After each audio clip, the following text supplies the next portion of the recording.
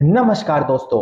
मैं दीपक शर्मा अंग्रेश आपका स्वागत करता हूं द लीगल चैम्बर में। अब दोस्तों, आज की इस वीडियो के अंदर हम एक बड़ा ही महत्वपूर्ण टॉपिक आप सभी लोगों के लिए लेकर आए हैं, जिसके अंदर ऑनरेबल सुप्रीम कोर्ट की अगस्त के मंथ की साल 2023 की एक बड़ी महत्वपूर्ण जजमेंट आप लोगों के साथ डिस्कस की जाएगी, जिसके अंदर ऑनरेबल सुप्रीम कोर्ट ने साफ तरीके से निर्धारित किया है कि अगर एक व्यक्ति अपनी संपत्ति को किसी मजबूरी के कारण किसी को बेचता है तो कब उसको मोर्टेज की कंडीशन में, यानी कि ऐसा माना जाएगा कि वो जमीन गिरवी रखी गई है, और कब वहां पर ऐसे राइट एस्टेब्लिश होंगे कि जहां पर जिस व्यक्ति ने उस संपत्ति को बेचा है वो उसको कोर्ट की मदद से वापस भी मांग सकता है, उतना ही पैसा देते हुए जितने पैसे में वो संपत्ति बेची गई थी। वहां पर क्या क्या कंडीशन होनी चाहिए, कौन कौन से डॉक्यूमेंट एग्जीक्यूट कराने पड़ेंगे, ये सारी चीज आज की वीडियो में मैं आप लोगों के साथ डिस्कस करने वाला हूं। और यकीन माने, सेल डीड से जुड़ी बहुत ज्यादा महत्वपूर्ण जजमेंट मैं आप लोगों के लिए यहां पर लेकर आया हूं। अब दोस्तों, अगर आप लोगों को हमारी ये वीडियोस अच्छी लगती हैं, आप लोगों को हमारी तरफ से किए गए एफर्ट्स अच्छे लगते हैं, तो मेरा आप लोगों से छोटा सा अनुरोध रहता है कि वीडियो को आप लाइक जरूर करें और अपना वैल्यूएबल कमेंट सेक्शन में जरूर लिखें। तो चलिए दोस्तों, अब आज की इस वीडियो को हम ज्यादा लंबा ना करते हुए आज की इस वीडियो को स्टार्ट करते हैं।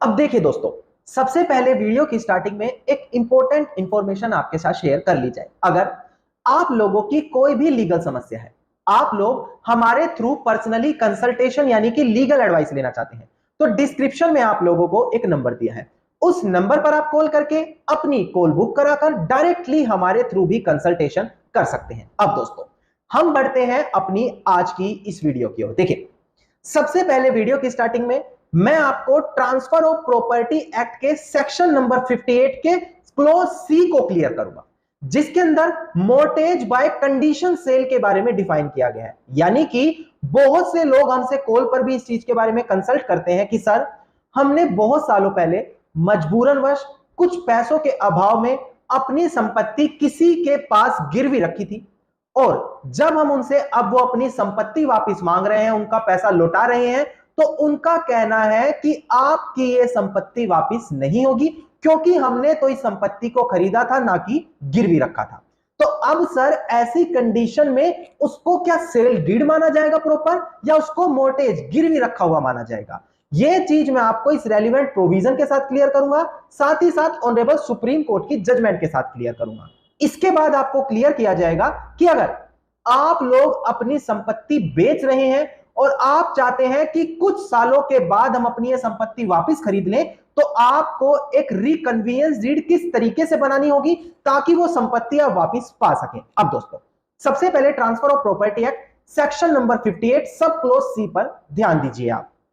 अब देखिएगा दोस्तों, डिस्प्ले पर क्लोज सी आपको दिखाई दे रहा होगा। यह कहता है मोर्टेज बाय कंडीशनल सेल, यानी कि अगर एक संपत्ति को गिरवी रखा गया है कुछ कंडीशन के साथ सेल की। अब देखिएगा लाइन को, when the mortgager obstinately sell the mortgage property on the condition that on default of the payment of mortgage money on certain then the shall should be become absolute। यानी कि अगर एक व्यक्ति अपनी संपत्ति किसी के पास गिरवी रखता है इस शर्त के साथ कि अगर उसने निर्धारित समय के अंदर यह गिरवी लिया हुआ पैसा वापस नहीं लौटाया, तो उसकी प्रॉपर्टी पूरी तरीके से उस इंसान को बेची हुई मानी जाएगी। और on condition that such payment being made the sale become void, or condition that such payment being made the buyer shall transfer to the seller and transaction is called mortgage by condition seal। और साथ ही साथ ये condition रखी जाएगी कि अगर वो उन पैसों को वापस लौटा देता है तो वो जो प्रॉपर्टी कंडीशनल सेल के बाद बनाई गई है उस सेल को अवैध माना जाएगा, और उसको उस संपत्ति को वापस उसी को लौटाना पड़ेगा जिससे उसने इस संपत्ति को खरीदा था। इसी को मोर्टेज बाय कंडीशनल सेल कहा जाता है। अब इसका प्रोवाइजो बेहद ज्यादा इंपॉर्टेंट है। लास्ट लाइन जो मैंने अंडरलाइन करके आपको दिखाई है, ध्यान दीजिएगा। प्रोवाइडेड दैट, इसमें यह चीज कही गई है, no such transaction shall be deemed to mortgage. इस तरीके की कोई भी ट्रांसैक्शन गिरवी तब तक नहीं मानी जाएगी unless the condition is embodied in the document which affects और purpose to effect the sale. जब तक इस प्रकार की मोर्टेज की कंडीशन उस प्रकार के सेल के डॉक्यूमेंट में स्पेसिफिकली ना लिखी हो। यानी कि जो भी दस्तावेज आप तैयार कर रहे हैं, चाहे कंडीशनल सेल डीड का, सेल एग्रीमेंट का, उसके अंदर अगर ये स्पेसिफिक कंडीशन नहीं लिखी कि ये पैसा लौटाकर आपको हमें प्रॉपर्टी वापस लेनी पड़ेगी, ये मोर्टेज रखी गई है, जब तक उसको मोर्टेज बाय कंडीशनल सेल नहीं माना जाएगा, यानी कि गिरवी रखी हुई जमीन नहीं मानी जाएगी, उसको प्रॉपर तरीके का सेल माना जाएगा कि आपने उस संपत्ति को पूरी तरीके से बेच दिया है। अब दोस्तों, ये आ गई बात मोर्टेज बाय कंडीशनल सेल, जब आप संपत्ति को गिरवी रखकर किसी को प्रॉपर्टी देते हैं और उसका वो पैसा लौटाकर संपत्ति वापस ले लेते हैं। अब दूसरी कंडीशन आती है सेल बाय कंडीशन ऑफ रीट्रांसफर, यानी कि जहां पर आप प्रॉपर्टी बेच तो रहे हैं पर आप एक दूसरा रिकन्वीनियंस डॉक्यूमेंट तैयार कर लेते हैं। उन डॉक्यूमेंट्स में यह मेंशन करते हैं कि आप with in 5 year, with in 10 year, with in 3 year आपके इस पैसे को वापस लौटाकर, या फिर जो उस समय जो भी मार्केट वैल्यू होगी प्रॉपर्टी की, हम आज से वो संपत्ति वापस खरीद सकते हैं। यानी कि वो संपत्ति वापस खरीदने का अधिकार उसमें मिलता है उस समय जो भी मार्केट वैल्यू है प्रॉपर्टी की, जो भी रेट तय होता है उस कंडीशन में, जितने में आपने ली है बेची है उतने में नहीं, जो उस समय मार्केट वैल्यू है। बस कंडीशन स्पेसिफिकली ये है कि आप अपनी उस बेची गई संपत्ति को वापस भी खरीद सकते हैं। ये कंडीशन उसमें स्पेशली मेंशन की जाती है दोस्तों। अब ये दोनों टर्म आपको क्लियर हुए, मोर्टेज बाय कंडीशन सेल और आप जब ट्रांसफर कर सकते हैं उस प्रॉपर्टी को जो आपने बेची थी ना। अब बात करते हैं हम ऑनरेबल सुप्रीम कोर्ट की साल 2023 की अगस्त के मंथ की जजमेंट, जहां पर इसी तरीके का एक वाद विवाद हुआ, जहां पर जिस व्यक्ति ने संपत्ति बेची उसका कहना है मैंने तो मोर्टेज पर दी थी, अब मुझे संपत्ति वापस चाहिए, जबकि जिसने खरीदी थी उसका कहना है कि मैंने तो एब्सोल्यूट सेल ली है, इसमें तो कहीं भी कोई कंडीशन नहीं है, मैं क्यों इस संपत्ति को वापस लौटाऊं। अब यही इश्यू ऑनरेबल सुप्रीम कोर्ट के सामने गया है दोस्तों। सबसे पहले ऑनरेबल सुप्रीम कोर्ट की केस टाइटल मैं आपके साथ डिस्कस कर लूं, उसके बाद केस के फैक्ट्स और बैकग्राउंड डिस्कस करूंगा, आखिर में जो ऑनरेबल सुप्रीम कोर्ट ने क्लियर किया वो चीज वहां पर आपको क्लियर की जाएगी।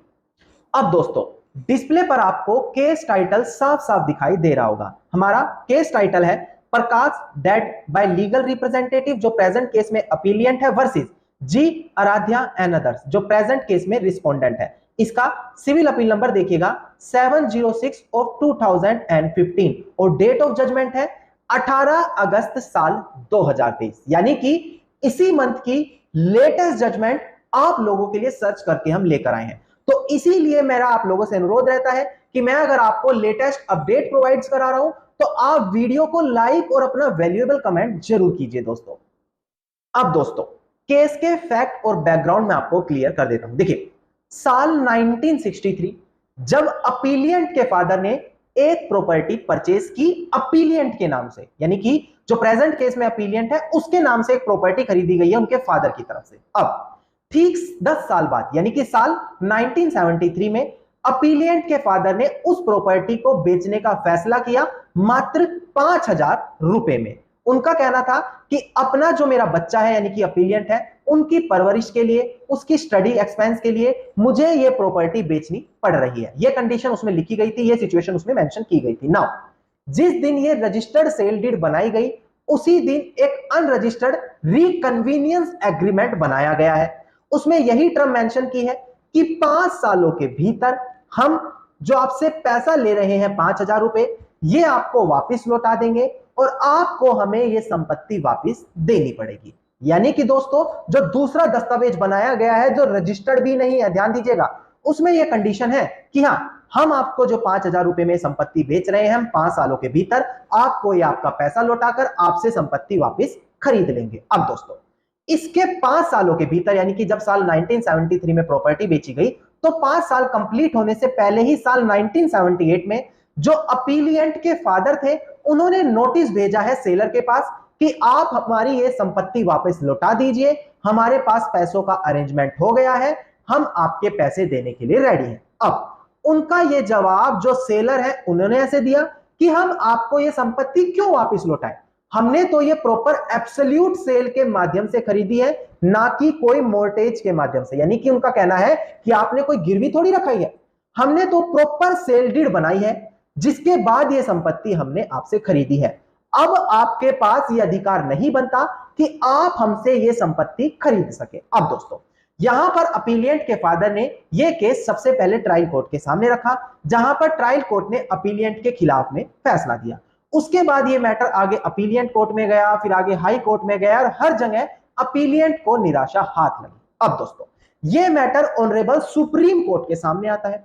अब ऑनरेबल सुप्रीम कोर्ट के सामने यही क्वेश्चन अराइज होता है कि क्या यह जो प्रॉपर्टी बेची गई है साल 1973 में, इसको प्रॉपर सेल माना जाए या मोर्टेज बाय कंडीशन सेल माना जाए, यानी कि प्रॉपर संपत्ति की सेल रीड की तरह देखा जाए कि इन्होंने प्रॉपर्टी बेच दी, अब कोई लेना देना नहीं है, या फिर इसको इस तरीके से देखा जाए कि यह संपत्ति गिरवी रखी है 5 सालों की समय सीमा के अंदर और उसके भीतर ये पैसा लौटा रहे हैं, अब उसको संपत्ति वापस देनी पड़ेगी। अब दोस्तों यहां पर ऑनरेबल सुप्रीम कोर्ट ने यह भी पाया कि प्रेजेंट केस में 2 डॉक्यूमेंट है, एक एब्सोल्यूट सेल का, दूसरा अनरजिस्टर्ड डॉक्यूमेंट जिसमें रिकन्वेंस डीड बनाई गई है। तो दोनों डॉक्यूमेंट को कंसीडर करने के बाद ही अपना फैसला यहां पर देना सही रहेगा। अब दोस्तों सबसे पहले ऑनरेबल सुप्रीम कोर्ट ने यहां पर section 58 sub clause C transfer of property act का रेफरेंस दिया, जहां पर मोर्टेज बाय कंडीशनल सेल के बारे में डिफाइन किया है, जो मैंने वीडियो के स्टार्टिंग में ही आपके साथ डिस्कस किया था और आपको कहा था इसका प्रोवाइजो बहुत इंपॉर्टेंट है। दोस्तों अब ऑनरेबल सुप्रीम कोर्ट ने भी उसके प्रोवाइजो का ही यहां पर रेफरेंस दिया। डिस्प्ले पर दिखाकर आपको यह पॉइंट समझा दूं, क्योंकि मुझे पता है बिना डिस्प्ले पर देखे आपको यह पॉइंट क्लियर ही नहीं होगा। ध्यान दीजिएगा डिस्प्ले पर दोस्तों, आपको दिखाई दे रहा होगा कि कोर्ट ने यहां पर सेक्शन 58 सब सेक्शन सी के प्रोवाइजो पर ध्यान दिया। उसमें साफ मेंशन है कि कोई भी ट्रांजैक्शन मोर्टेज नहीं मानी जाएगी जब तक उसके अंदर ये कंडीशनल स्पेशल मेंशन नहीं है, यानी कि ये स्पेशल कंडीशन की ये समय के अंदर आपका पैसा लौटाकर प्रॉपर्टी यहां से वापस खरीदी जा सकती है, ये कंडीशन उस सेल के डॉक्यूमेंट में स्पेशली मेंशन नहीं है, तब तक उसको मोर्टेज नहीं माना जाएगा। अब प्रेजेंट केस में क्या है, सेल के डॉक्यूमेंट में ऐसा कुछ नहीं है, जो दूसरा डॉक्यूमेंट है जो अनरजिस्टर्ड है उसके अंदर ऐसा मेंशन है। इसके अलावा ऑनरेबल सुप्रीम कोर्ट ने एक ऑनरेबल सुप्रीम कोर्ट की जजमेंट का और रेफरेंस दिया। यह भी जजमेंट मैं आपको डिस्प्ले पर दिखाकर समझा दूं ताकि ए टू जेड आपको सारे के सारे कंसेप्ट क्लियर हो जाए। ध्यान दीजिएगा दोस्तों डिस्प्ले पर, जजमेंट का नाम है Vishwanath Prasad Singh versus Rajendra Prasad and another, साल 2006 की जजमेंट है। इसका साइटेशन नंबर है 4 SCC 432।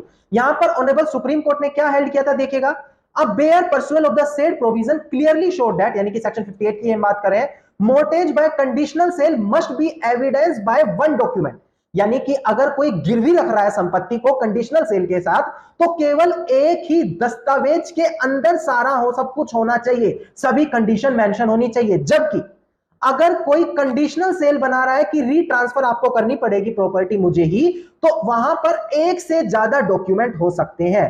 तो ऐसी कंडीशन में अगर कोई कंडीशनल सेल कर रहा है रीट्रांसफर की, तो उसको हम मोर्टेज नहीं कह सकते, वो पार्शियल ट्रांसफर नहीं होगा। तो ऐसी कंडीशन में जो ट्रांसफरर है, यानी कि सब जो प्रॉपर्टी अपने दे रहा है बेच रहा है, वो अपने सभी राइट्स को ट्रांसफर कर देगा, सिर्फ पर्सनल राइट जो उस प्रॉपर्टी को वापस से खरीदने का था उसको ट्रांसफर नहीं करेगा। सरल भाषा में समझाऊंगा, अब बिल्कुल भी कंफ्यूज मत होइएगा। और ऑनरेबल सुप्रीम कोर्ट का रेलेवेंट जजमेंट में कहना था कि अगर कोई गिरवी रख रहा है, मोर्टेज बाय कंडीशनल सेल कर रहा है, तो वो एक ही डॉक्यूमेंट बनेगा जिसमें सभी टर्म्स ये मेंशन होंगे, तभी सेक्शन 58 सब क्लॉज सी के तहत उसे मोर्टेज बाय कंडीशनल सेल माना जाएगा। अगर एक से ज्यादा डॉक्यूमेंट क्रिएट हो रहे हैं अलग अलग, तो उसको क्या कहा जाएगा, कंडीशनल सेल टू रीट्रांसफर, कि उन्होंने सेल तो करी है और एक कंडीशनल के साथ करी है कि वो आपको हमें दोबारा से रीट्रांसफर करनी पड़ेगी, किंतु मोर्टेज सेल उसको नहीं कहा जाएगा। अब प्रेजेंट केस की सिचुएशन आप खुद एनालाइज करें, तो वहां पर 2 डॉक्यूमेंट्स है, ना कि एक डॉक्यूमेंट है। तो अब इन दोनों डॉक्यूमेंट का रेफरेंस देते हुए क्लियर किया कि ये मोर्टेज बाय कंडीशनल सेल नहीं माना जाएगा, बल्कि इसको एब्सोल्यूट सेल की तरह देखा जाएगा। कारण क्योंकि जब मेन सेल का डॉक्यूमेंट तैयार हुआ है जो रजिस्टर्ड है, वहां पर एक पॉइंट स्पेशली मेंशन है कि जो अपीलिएंट है उसकी स्टडी के लिए, उसकी मेंटेनेंस के लिए इस प्रॉपर्टी को बेचा जा रहा है, जो उस समय की कंडीशन को भी दर्शाता है कि किस वजह से ये प्रॉपर्टी बेची गई, ना कि उस सेल के डॉक्यूमेंट में कहीं भी कोई ऐसी कंडीशन मेंशन है कि हां ये प्रॉपर्टी मोर्टेज पर रखी जा रही है। तो प्रेजेंट केस के अंदर ऑनरेबल सुप्रीम कोर्ट ने यही क्लैरिफिकेशन दी कि सभी एविडेंट रेलेवेंट प्रोविजन और जजमेंट्स को देखते हुए यही चीज कही जा सकती है कि ये मोर्टेज बाय कंडीशनल सेल नहीं थी। हां, यहां पर इसको एक तरीके से कंडीशनल सेल की तरह देखा जाता है, जहां पर रीपर्चेज करने का राइट भले उनको मिल सकता है, पर यह मोर्टेज बाय कंडीशनल सेल की श्रेणी में नहीं आएगा। यह चीज यहां पर ऑनरेबल सुप्रीम कोर्ट ने साफ तरीके से निर्धारित कर दी। अब दोस्तों यहां से आपको क्या क्लैरिफिकेशन हुई, वीडियो के अंदर आपको क्या समझ में आया? अगर आप किसी मजबूरनवश अपनी संपत्ति को बेच रहे हैं तो आप मोर्टेज बाय कंडीशनल सेल यानी कि गिरवी भी रख सकते हैं कंडीशनल सेल बनाते हुए, या फिर अगर आपको लगता है कि भाई मैं एक निर्धारित समय में पैसा नहीं जुटा पाऊंगा तो आप कंडीशनल सेल डीड बना सकते हैं, जहां पर उसको रीएक्वायर रीट्रांसफर करने की कंडीशन लिख सकते हैं। पर उस समय जब आप उसे रीएक्वायर करेंगे तो जो प्रॉपर्टी की प्रेजेंट वैल्यू होगी वो पैसा आपको पे करके उसे वो संपत्ति वापस खरीदनी पड़ेगी। यानी कि जो संपत्ति आप किसी को बेच रहे हैं उसको आप वापस भी पा सकते हैं, अगर आप ये कुछ बेसिक सी चीजें ध्यान रखेंगे और एक अच्छे से एडवोकेट से गाइडेंस लेंगे। दोस्तों धन्यवाद। दोस्तों उम्मीद करता हूं वीडियो के अंदर मिली जानकारी आप सभी लोगों के लिए बेहद ज्यादा लाभदायक साबित होगी। वीडियो के अंदर अगर मिली जानकारी आप सभी लोगों को अच्छी लगी तो वीडियो को आप लाइक शेयर और कमेंट जरूर कीजिएगा। वीडियो से जुड़ा अगर आप लोगों का कोई भी क्वेश्चन है तो आप कमेंट सेक्शन में मुझे लिख सकते हैं। इसके अलावा अगर आप पर्सनली मुझसे कंसल्टेशन यानी कि लीगल एडवाइस लेना चाहते हैं तो डिस्क्रिप्शन में आप लोगों को नंबर दिया है, उस नंबर पर आप कॉल करके अपनी कॉल बुक कराते हुए डायरेक्टली हमारे थ्रू कंसल्टेशन कर सकते हैं। इसके अलावा अगर आप इसी प्रकार की इंफॉर्मेटिव वीडियोस रोजाना पाना चाहते हैं तो चैनल को सब्सक्राइब करते हुए नोटिफिकेशन बेल आइकन आप जरूर दबा दें।